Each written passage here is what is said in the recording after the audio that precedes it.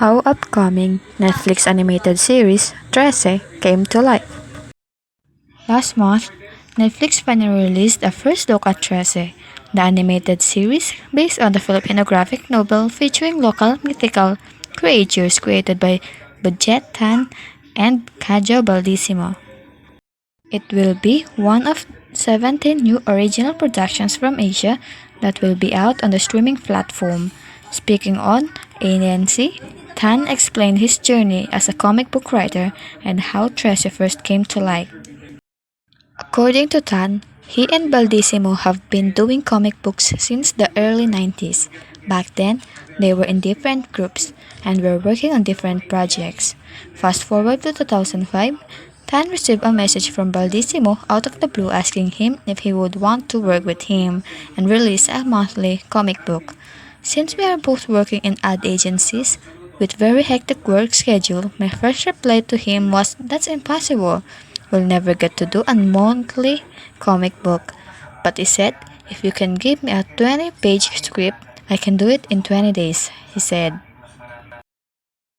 True enough, Baldissimo delivered on his promise, sending to him a sketch on the same day that he sent him a one-page script. The collaboration is pretty much simple. Kajo leaves the storytelling to me and I leave the illustrating to him. There is this weird intersection that happens every once in a while when we influence each other's work, but more often than not, Kajo says, it's up to you, Budge. You write the story, I draw it, Tan said. Based on its official Netflix synopsis, Trese will follow its lead character Alexandra Trese, who will protect Manila from threats of the supernatural kind when the cops are stomped. When asked what's the inspiration behind its story, Tan shared, the inspiration for Trese is simply growing up in Manila. I grew up hearing advice telling me that if you pass by a road and you see a mound of dirt, you have to say tabi-tabi po. Or in the provinces, you have to hang garlic by the window so the aswang won't come in. Growing up in that kind of environment made me feel like this must be real. He also related that his mom's favorite story was about how he was supposedly possessed by a spirit that haunted their house when he was only 6 months old. Growing up, I thought it's normal to have ghosts and spirits haunt your house. I guess all of these things were thrown into the mix of Manila, looking at it from a certain point of view as a very supernatural and magical city, very dangerous, taking in that main ingredient and mixing it into a detective story, he said. From telling the story of its beginnings, Tan said interesting things started to happen like when it started to sell out in comic book stores, the novel having foreign readers, and partnering with the Department of Education. It just goes to show that we do have a rich mythology and such great stories from our own folklore that if you can just find a way to share it with people, they would want to know more about it or read about it.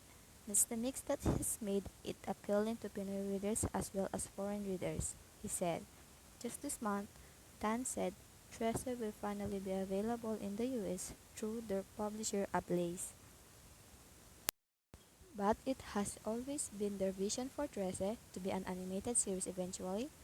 When we started in 2005, I felt that it was our way of doing something for ourselves.